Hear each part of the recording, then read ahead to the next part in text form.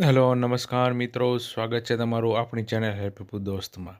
તો આપણે આજે આ વિડીયોમાં જોઈએ જે આંગણવાડીની ભરતી બહાર પડેલી છે ગુજરાત રાજ્યમાં. તો ચાલો તેના વિશે માહિતી મેળવીએ કે શું છે એનો ક્રાઇટેરિયા અને કેટલી ભરતી છે.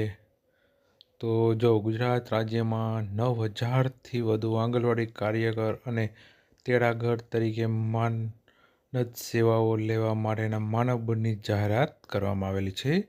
માનવ બળની અંદાજિત સંખ્યા આંગણવાડી કાર્યકર 5,000 જોશે અને આંગણવાડી તેડાગર 4,000 સુધીની ભરતીથી વધુની ભરતી છે. હવે ઓનલાઈન અરજી ફોર્મ ભરવા માટેનો સમય છે તારીખ 8/8/2025થી 30/8/2025 રાત્રિના 12 કલાક સુધી આ ફોર્મ ભરી શકાશે. હવે આપણે એનું આગળ જોઈએ તો માનદ સેવા માટે ઓનલાઈન અરજી કરવાની પદ્ધતિ માર્ગદર્શિકા એની વેબસાઇટ આપેલી છે hrms.gujarat.gov.in માં ઉપલબ્ધ છે.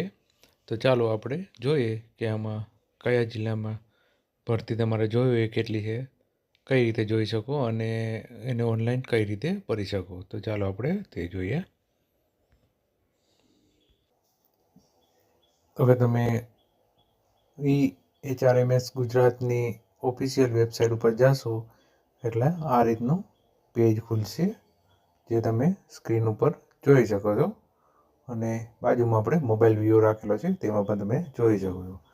તેમાં જશો મોબાઈલ વ્યૂમાં તમે મોબાઈલમાં કરશો કે ઝાઝા ભાગે આપણે મોબાઈલ દ્વારા જ બધી ભરતી જોતા હોય અને લેપટોપમાં ખોલશો તો પણ આ રીતે આવશે.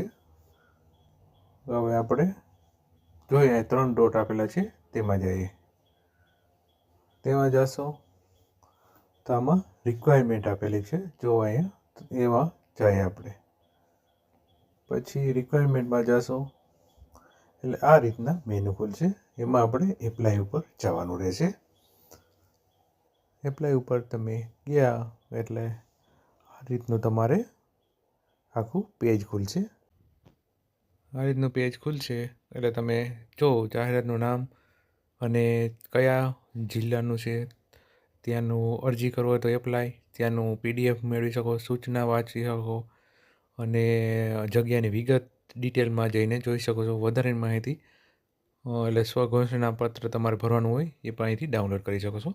હવે આપણે જો જે અલગ અલગ જિલ્લા આપેલા છે, સુરત છે, અહેમદાબાદ, વડોદરા, ગીર સોમનાથ, ડાંગ, પોરબંદર, તાપી, આણંદ, ભાવનગર, જુનાગઢ, મહીસાગર, ગાંધીનગર, વલસાડ, નવસારી, સુરત, મોરબી, જુનાગઢ, ખેડા, ગાંધીગ્રામ, દેવભૂમિ દ્વારકા, અમરેલી, અમદાવાદ, કચ્છ, ભાવનગર, નર્મદા, મહેસાણા, બનાસકાંઠા, વડોદરા, પંચમહાલ, દાહોદ, બોટાદ, સાબરકાંઠા, પાટણ, સુરેન્દ્રનગર, અરવલ્લી, જામનગર, રાજકોટ, ભરૂચ, છોટાઉદેપુર, જામનગર, રાજકોટ અર્બન. તો આ રીતે આખી બધી અલગ અલગ ભરતી છે. અલગ અલગ જિલ્લાની મોસ્ટ ઓફલી બધાએ આવી ગયેલા છે. હવે આપણે ગમે સિલેક્ટ કરી લઈએ અને તમને આગળનું પ્રોસેસ બતાવું. હવે દાખલા તરીકે આપણે માનો કે પહેલાં આપણે શું હતું, જો આંગણવાડી સુરત અર્બન છે, અહેમદાબાદ અર્બન, વડોદરા. ચાલો આપણે આ વડોદરા સિલેક્ટ કરીએ. જો એપ્લાય કરવું હોય તો તમે અરજી એપ્લાય ઉપર જાઓ તો એપ્લાયનું ખુલશે. એપ્લાયનું ફોર્મ ખુલ્યું, તેમાં તમારે બધી સૂચના વાંચી એગ્રી કરી અને આગળ ફોર્મ ભરવાનું રહેશે. તે આપણે પછી જોઈશું. પહેલાં આપણે બીજી માહિતી જોઈ લઈએ. હવે આની PDF માનો કે વડોદરા એ તમે અહીંથી ડાઉનલોડ કરી શકો. સૂચના વાંચવી હોય તો કરી શકો અને જગ્યાની વિગત જોતી હોય તો આ ડિટેલમાં જવાનું. ડિટેલમાં ગયા એટલે વડોદરામાં કુલ આંગણવાડી વર્કરની 97 અને આંગણવાડી હેલ્પરની 144 જગ્યાઓ છે. હવે તેમાં ક્યાં તાલુકા અથવા વિસ્તારમાં કેટલી છે એ જોવું હોય તો અહીંયા વડોદરા જે જિલ્લો લખેલો છે અહીંયા ક્લિક કરશો એટલે એના તાલુકા ખુલશે. એટલે તાલુકા આ પ્રમાણે આપેલા છે બધાય. હવે અહીંયાથી આપણે ગમે તે માનો કે આ સાવલી પેલું છે તે લઈએ, અહીંયા ક્લિક કરીએ સાવલી ઉપર એટલે એની આ ગામ અને આંગણવાડી વર્કરની સંખ્યા, આંગણવાડી હેલ્પરની સંખ્યા બતાવે. હવે સાવલી છે તો અહીંયા વોર્ડ નંબર 6 જે હશે અહીંયા 1 હશે, વોર્ડ નંબર 1 છે તો અહીંયા 1 અહીંયા 1 ભરવાનો છે. વાંકાનેર, ભાદરવા હોય તો અહીંયા 1 છે, આંગણવાડી વર્કરની 1 ને આંગણવાડી હેલ્પરની 0. આ રીતે કયા વોર્ડમાં કયા ગામમાં એ પ્રમાણે બધું માહિતી ખુલશે. તે તમારે જોઈ અને એ પ્રમાણેનું ફોર્મ ભરવાનું રહેશે.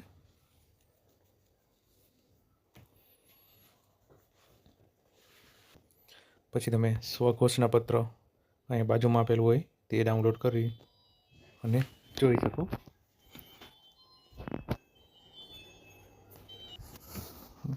આ રીતનું એનું સ્વઘોષણાપત્ર ડાઉનલોડ થશે, જે તમે આખું વાંચી શકો. શું એમાં વિગતો આપેલી છે તે તમે ડાઉનલોડ કરી અને ભરવાનું રહેશે અને ડોક્યુમેન્ટ અપલોડ કરવાના રહેશે. આ ભરીને પછી ડોક્યુમેન્ટ સાથે આપણે ઓનલાઈન એપ્લાય કઈ રીતે કરી શકાય તે પણ જોઈ લઈએ. તો ચાલો તે જોઈએ. તો માનો કે ઓનલાઈન એપ્લાયમાં જઈએ. હવે આપણે વડોદરાનું ખોલ્યું છે, આ બધી સૂચના આપેલી છે તે તમારે વાંચવાની રહેશે અને એગ્રી કરવાનું રહેશે.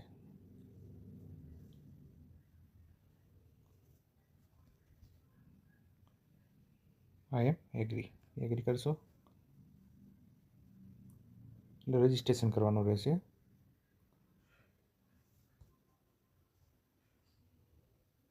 જેમાં તમારે રજિસ્ટ્રેશન માટે જિલ્લો, તાલુકો, ગામ, આંગણવાડી, ઉમેદવારનું નામ, ઉમેદવારનું ગુજરાતીમાં, જાતિ, જગ્યા, મોબાઈલ નંબર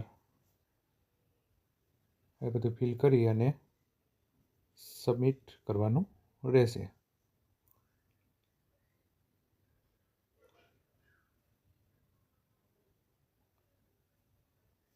અને એના 4 સ્ટેપ છે. પહેલાં રજિસ્ટ્રેશન, ઉમેદવારની માહિતી ભરો, અભ્યાસની માહિતી અને જરૂરી ડોક્યુમેન્ટ અપલોડ કરવાના રહેશે. તો મિત્રો, આ હતી આંગણવાડી ભરતી અંગેની માહિતી. આ માહિતી તમારા લાગુ પડતા ફ્રેન્ડ સર્કલ, ફેમિલી ગ્રુપમાં શેર કરો, જેથી આ ભરતીનો લાભ લઈ શકે. અને આપણો વિડીયો ગમ્યો હોય તો આપણા ચેનલને સબસ્ક્રાઈબ કરો, જેથી અવનવી માહિતી તમારા સુધી પહોંચાડી શકું. અને વિડીયો જોવા માટે ધન્યવાદ. Thank you for watching this video.